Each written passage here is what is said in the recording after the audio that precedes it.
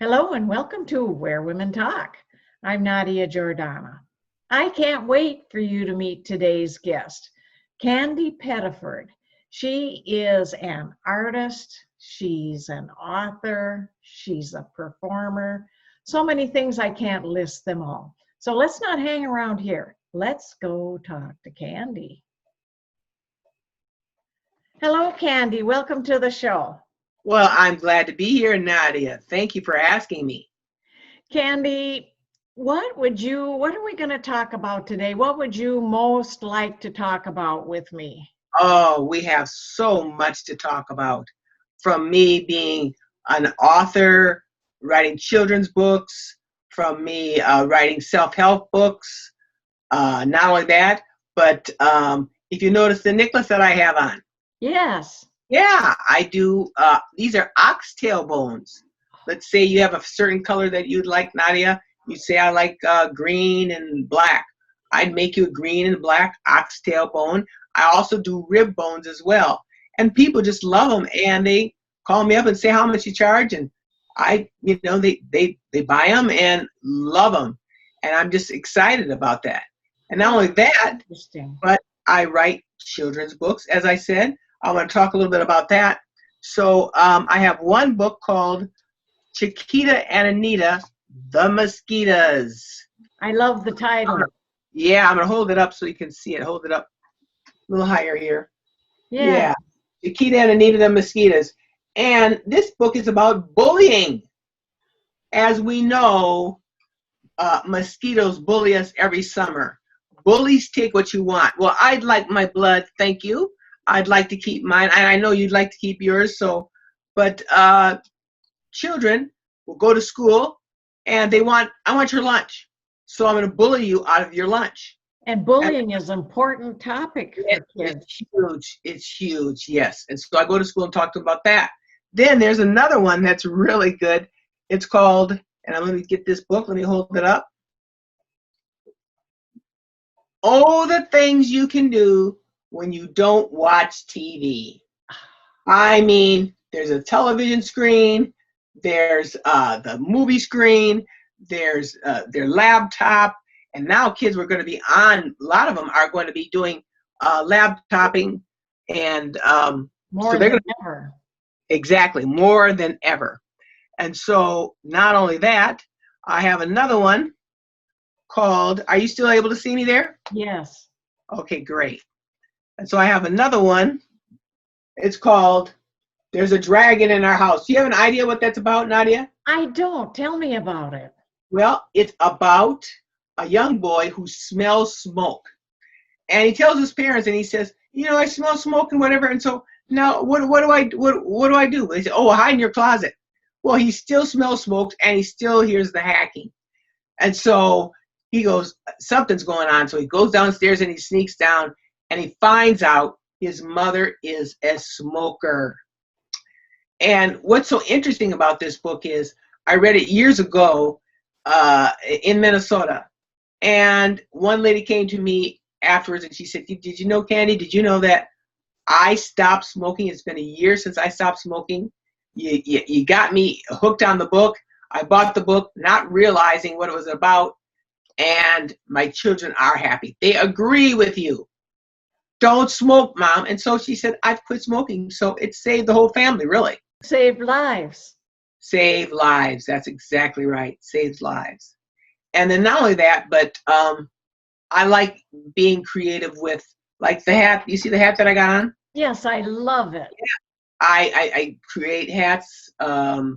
What did you call it? Did you say millinery? Did you get that? Yeah, making hats is millinery. Yeah, something look like up that word. Yeah. And so I create hats, but that came from my mother. all this creativity came from my mother, because my mother, I'm number 9 of 13 children. And so I did not like the way my sisters looked. I didn't like the way they dressed. And so I said, Mom, can I tear up my clothes and kind of rearrange them? And I was about 10, and she said, yes, you can. She said, but don't do anybody else's. Well, I'm glad she said that, because I was starting to look at my younger sister's clothes, and I was like, hers looks good. But she said, no, just do your own. And so I created a lot of different clothes, you know, putting little beads on them, or cutting them here or cutting them there, and being very creative with that. How did you keep from getting lost in being number 9 of how many children? Well, when my dad said, line up, we all knew our number. So we all line up, and number 9, and didn't get lost at all, whether we were going to church or whether we were going to, our family was a family that we lived in a small Swedish town in Minnesota called Lindstrom. And we would go and we'd sing it at different places and whatever. And I attribute that once again to my mother. My mother played the piano, and we all sang.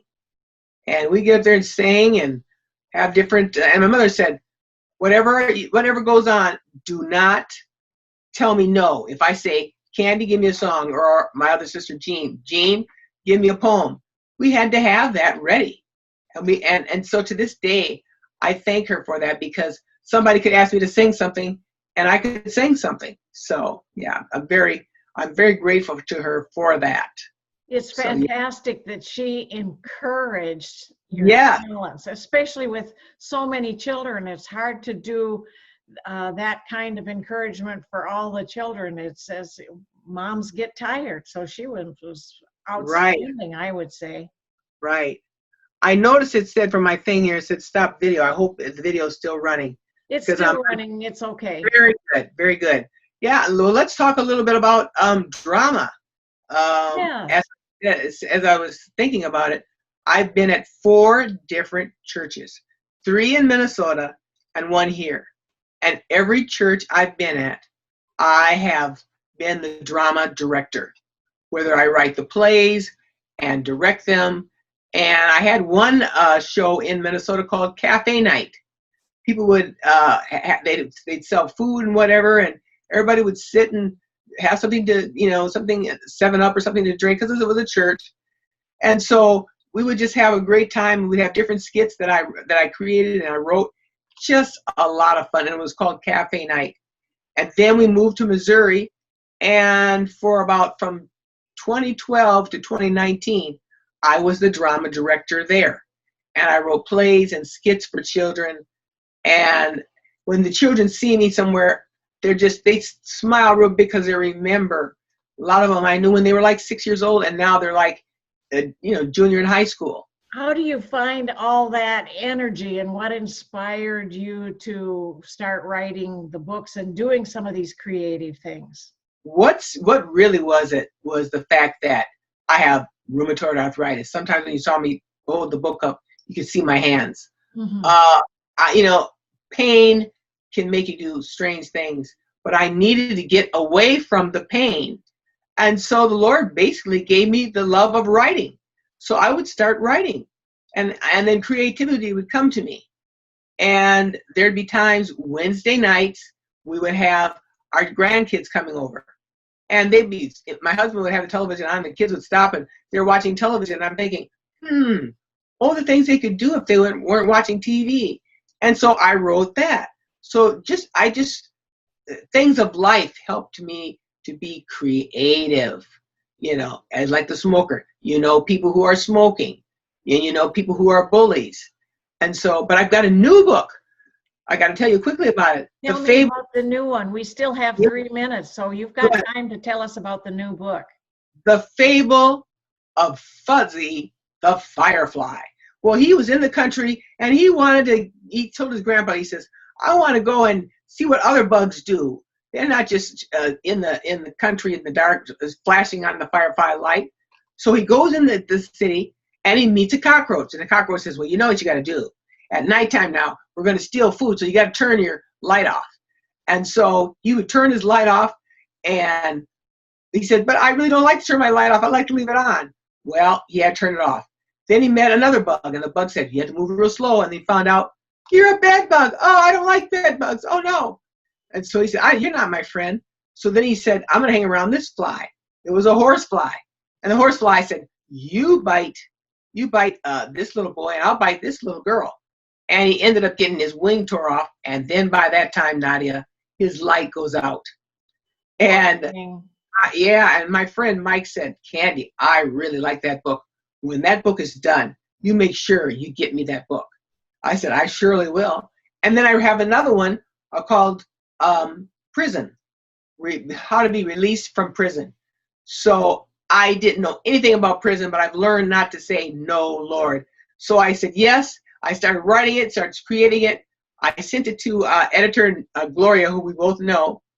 And she said, Candy, this is going to be an excellent workbook for anybody leaving from prison. But I've never even been, even if I've been stopped for a speeding ticket, I've never gone to jail at all. So I didn't know anything. But a young man got out of jail, and he helped me with the workbook, put all the meat on the bones, and it's just wonderful. It's a great book. So that should be out, published very soon as well. That's so fantastic. You're a busy gal.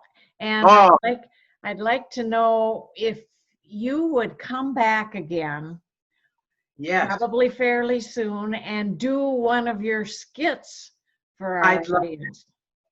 I'd love that. That'd be great. Yeah. Let's plan on it.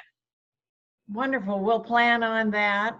And we'll go from there. We'll go from there. Yeah, we'll just go from there. We'll just leave it like that, and I'll do a little skit, and I'd love to do that. That'd be great. Candy, you've been a fantastic guest.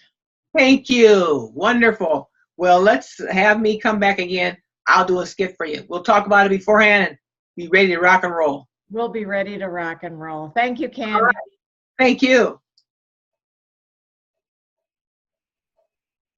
I really hope you liked the show. I enjoyed talking with Candy. She's such an interesting person and so talented.